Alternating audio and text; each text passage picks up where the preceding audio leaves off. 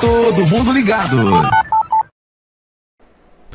Continuando então, estamos agora com o período arcaico, estamos aproximadamente no século VIII até o século IV, século V a.C., tá? Pessoal, o período arcaico caracterizado por muitas transformações políticas e sociais e a consolidação de dois modelos de cidade-estado, de polis, que é o modelo ateniense e o modelo espartano. A gente vai começar falando da monarquia, porque a monarquia, ela aos poucos, né, ela vai perdendo espaço, ela vai dando espaço para a chamada oligarquia. Oligos, os melhores no poder, né? Regime político na qual um grupo reduzido de pessoas pertencente a uma mesma família ou grupo, no caso os melhores, vão ficar no poder.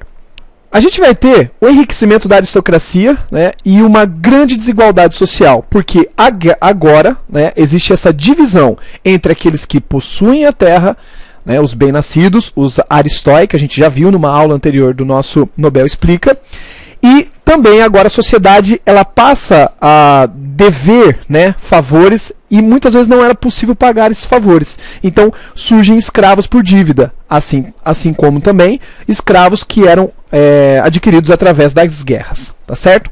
E o surgimento das polis. Então a disputa entre proprietários e não proprietários, né? Então a gente vai ter uma situação de conflito ali. Desses gênos, a gente vai ter a formação que a gente já comentou na última aula, do gênos, né, da fratria, das tribos e posteriormente a demos, né, que vai formar um povoado, um povo e depois a cidade-estado. A polis. Então é o local mais elevado da povoação, em torno da qual se desenvolve o núcleo urbano. As cidades logo seriam lideradas por um conselho de eupátridas, os bem-nascidos, as pessoas, os aristocratas. Cada cidade era governada por um rei, tá? Esse rei, pessoal, genericamente, de forma genérica, a gente chama de basileu, porque ele é um rei que assume questões ligadas à justiça também. Além da administração político-administrativa, ele também cuidava da questão do julgamento, da questão da justiça dentro do território, tá? E ali vai se desenvolver o núcleo urbano. As cidades-estados logo seriam lideradas por um conselho de eupátridas, e esse conselho de eupátridas, posteriormente, vai se transformar na principal classe social dessas cidades, tá certo? Então, a gente vai falar da expansão colonial, né? Então, o que vai acabar acontecendo? A gente vai, devido à ocupação de algumas terras dentro do território grego, algumas famílias não vão encontrar espaço, algumas famílias não vão conseguir trabalho. E devido a essas necessidades de buscar novas áreas, associado também à questão comercial, né, a gente vai chegar a uma questão na qual vai buscar novos locais, novos produtos e novos pontos de vendas, a gente vai ter essa expansão colonial que vai chegar em região, a gente vai chegar a uma colonização tanto no Mediterrâneo, no norte do Mar Negro, né, na costa asiática e no norte da África, tá? E esse processo ficou conhecido então como a segunda diáspora grega. Para quem está acompanhando as nossas aulas no Nobel Explica, a gente já mostrou esse mapinha falando da primeira diáspora grega em relação aos dórios. Agora a gente vai falar da segunda diáspora grega, né? Essa diáspora aproximadamente de 800 a.C., na qual a gente vê as flechinhas em azuis. Tá? Essas flechinhas em azuis estão relacionadas à segunda diáspora grega. Então, saindo da região da Grécia e da Ásia Menor, a região que está no norte da África, a região que está na Península Itálica, no norte do Mar Negro, então são regiões que foram ocupadas, foram colônias gregas que vieram através da nossa segunda diáspora grega. Tá? Colonialismo, então.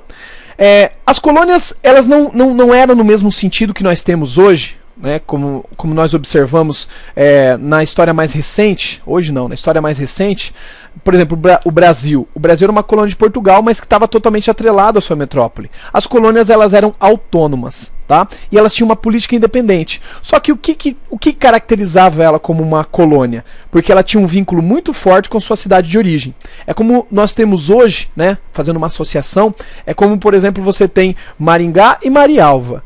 Né? Ou alguma cidade, vamos colocar assim, um polo e uma cidade mais distante, um distrito, né? Não que Marialva seja um distrito, mas enfim, seria uma cidade que tem uma dependência econômica uma da outra, tá?